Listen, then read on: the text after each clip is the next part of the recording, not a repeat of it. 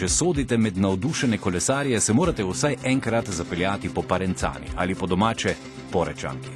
Gre za 123 km dolgo traso ozkotirne železnice, ki je v začetku prejšnjega stoletja povezovala 33 istrskih krajev od Trsta do Poreča.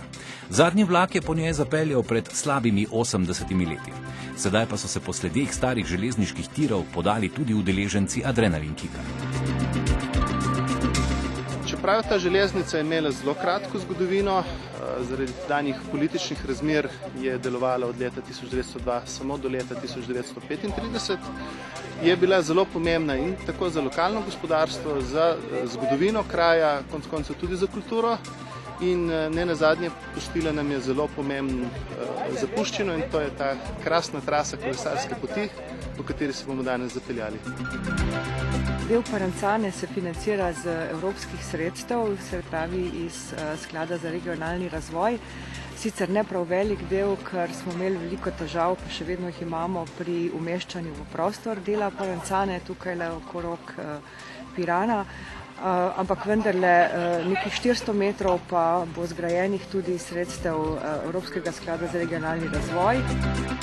Čeprav so naši nagrajenci prišli z vseh koncev Slovenije, pa so nekateri del Parencane že preizkusili. Kolega, ki je tudi danes zraven, ima vikend v Savudriji in smo šli kar nekajkrat iz Kopra pa do Savudrije po Parencani. Del slovenski, zdaj pa računamo enkrat, ko bo lepo z družino iti tudi na Hrvaški. Celoti ne, sem pa tam do Savudrije, do Kanegre pravzaprav. Tisti del sem pa že prekolesaril, od Kopra do Savudrije. Kaj nas čaka, kateri del je recimo najlepše? Kar bom rekel slovenska obala, potem je tam čez Kanegro, pa tam del tako lepo.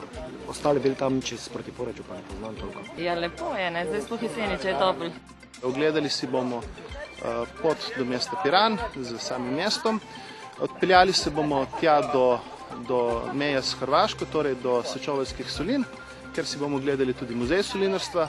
Zato se bomo počasi vrnili proti Strunjanu, ob tem bomo dvakrat prečkali najdaljši predor na tele trasi, to je predor Valeta v dolžini 550 metrov.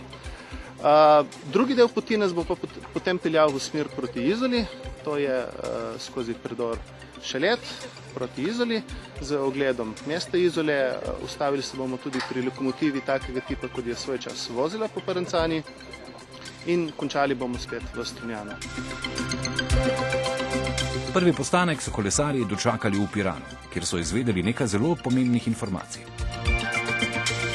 Piran izvira iz grške besede pir, piros, ki pomeni ogenj in ne pir. Dejansko za časa Rimljanov so na punti, torej na koncu polotoka, kurili kres kot opozorilo ladjam, ki so prihajale v Koper, torej v koprsko naselbino. Pot nas je ob obali vodila tudi do znamenitih strunjanskih solin, kjer smo ugotovili, da solinarji tudi v hladnih mesecih ne počivajo. Predvsem je en tak star pregovor, da se dela sol po zimi. Tudi po zimi je potrebno narediti veliko vzdrževalnih del. To pomeni kanciranja, to je po domače, drugače to pomeni gnojenje te petole, podlagice, ki preprečuje, da se sol in blato meša.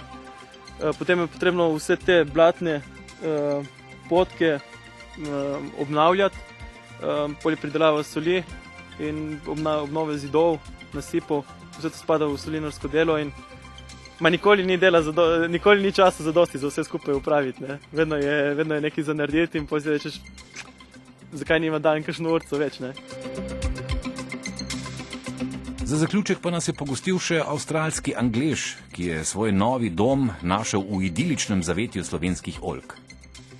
We came to Slovenia to take over the family farm from Nina's mum, and from being a landscape architect in Australia, I've become a farmer in Slovenia.